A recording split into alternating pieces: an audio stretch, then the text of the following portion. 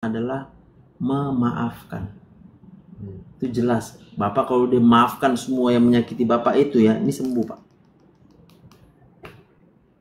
Arti maafkan, diam aja ya kita. Ya udahlah nggak apa-apa kau buat kayak gitu, nggak apa-apa.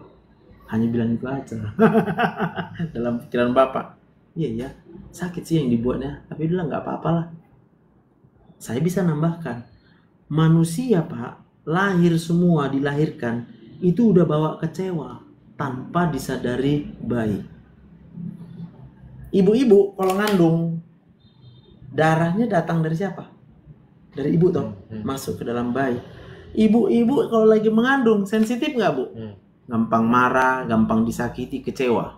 Ketika ibu-ibu kecewa, maka semua hormon stres tadi yang dilepaskan di hipotalamus ini masuk ke dalam darah bayi. Lalu darah bayinya juga masuk ke otak bayinya. Dia nggak ngerti apa-apa, udah kena stres otaknya. Nggak paham, tapi dia tahu rasanya nggak enak, stres. Lalu dia keluarkan lagi hormon stres. Lalu hormon stresnya apa? Masuk lagi, balik lagi ke darah ibunya. Karena darah ibu dan kandungan itu bolak-balik. Maka ibunya tambah stres. Artinya apa? Ibu yang lagi hamil, satu kalinya ibu disakiti, rasa sakitnya double. Yang pertama waktu ibu alami, yang kedua waktu si bayi ngalami, ibu akan tambah stres. Lalu lahirlah bayinya tadi. Bayinya tadi dilahirkan dengan apa? Dengan stres juga. Udah tersimpan di sini. Maka kita jumpai bayi-bayi yang cengeng, gampang nangis. Waduh, pokoknya payah lah ngurusnya Pak.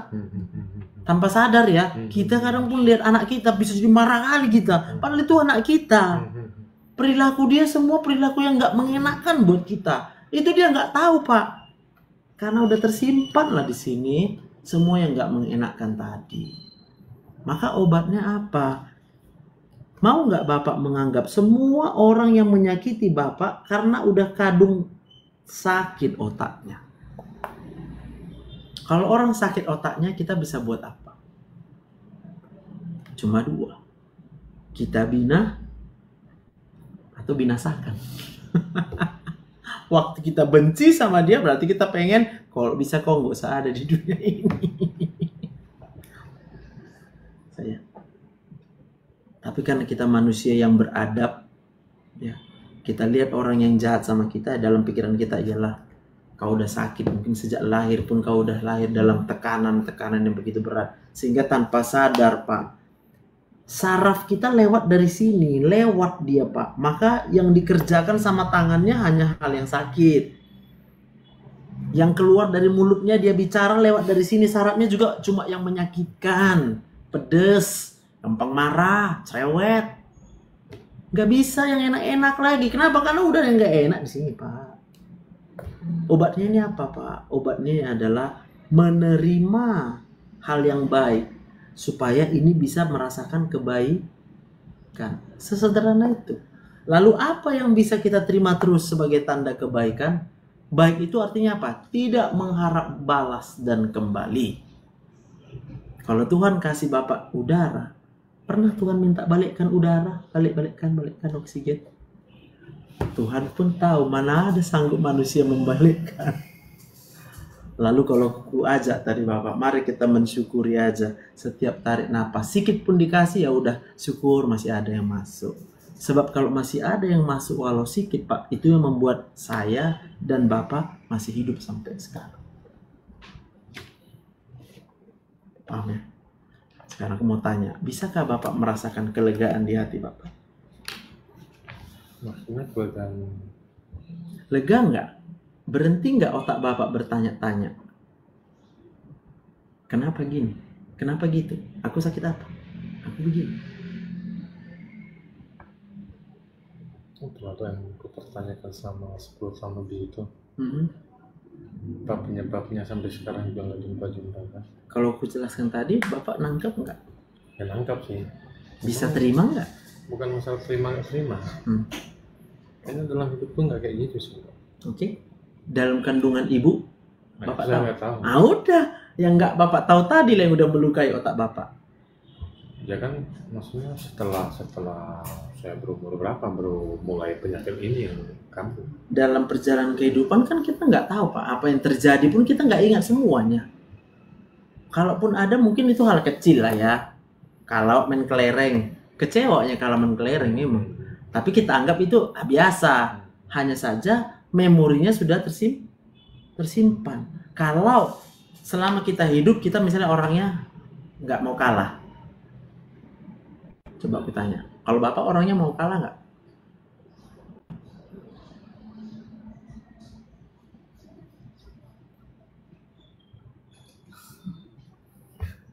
Paham?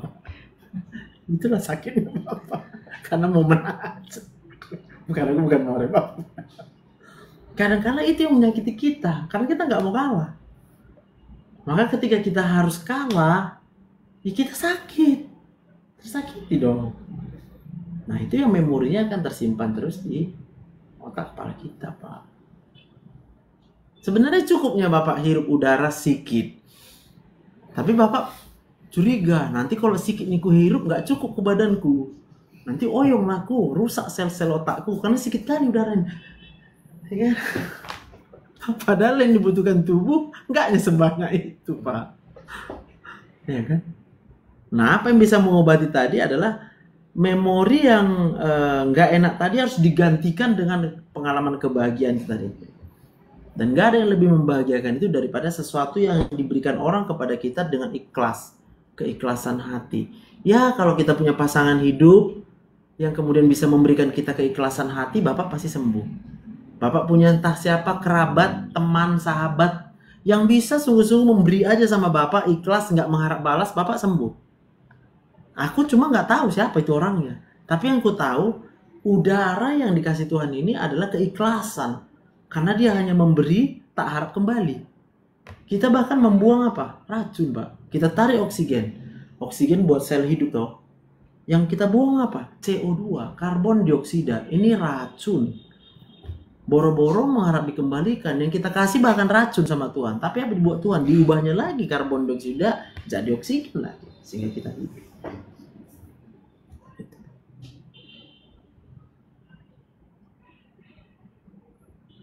Jadi solusinya itu dok? Solusinya, tenangkanlah pikiran Bapak mulai dari saat ini dan seterusnya. Nikmatilah kebaikan dari Tuhan itu. Bapak menerima yang gratis, yang ikhlas dari Tuhan. Renungkan saja. Bapak renungkan setiap hari. Gak pakai obat dia. Kalaupun harus Bapak pakai obat, satu-satunya obat yang bisa mengobati ini Pak ke otak ini, masuklah kita namanya obat yang sifatnya penenang. Nanti obat penenang itu akan bekerja langsung di sini. Penenang tadi ada 2 jenis. Obat membuat kita stop berpikir, jadi nggak perlu mikir, dan obat yang membuat kita nggak sedih. Jadi antidepresan sama anti anxiety. Jadi ini bukan masalah mania, ada masalah. Oke. Saraf dari sini termasuk juga menuju ke lambung. Sel-sel lambung kita itu dikontrol sama saraf yang dari otak dia. Maka kalau otak kita stres, secara tak sengaja dia akan memerintahkan asam lambung naikkan. Asam lambung naikkan. Kita nggak pernah rasa enak. Ketika dia udah banyak, desak dia Pak ke atas. Nah itu mau kayak nyangkut. Tambah panik kan? Tambah takut. Asam lambung itu kayaknya yang banyak setiap pagi itu kita bangun tidur itu ya. Iya. Karena waktu tidur Pak, Bapak pasti berpikir waktu tidur. Bapak menjaga napas waktu tidur. Jangan-jangan nanti aku kurang napas aku. Bapak takut kekurangan udara. Jangan-jangan ini yang buat aku oyong karena oksigennya kurang. Sekarang cukup nih oksigennya, tapi yang Bapak takutkan nanti. Jangan-jangan kurang nanti yang masuk. Kurang. Dengan kata lain, kalau itu uang nggak pernah rasa cukup, kurang. Misal menang, kita rasa kurang menang terus, mau pengen menang aja, nggak mau kalah. Minggu ini Bapak minum aja, ini obat penurun asam lambung saja Pak, hanya untuk mengurangi sensasi. Saran saya, setiap Bapak rasa napas Bapak aman dan lega Pak, Bapak cepat-cepat bilang terima kasih Tuhan. Dah, itu yang bisa Bapak lakukan. Oh lega ya, aduh makasih Tuhan. Ih lega aku napas tadi.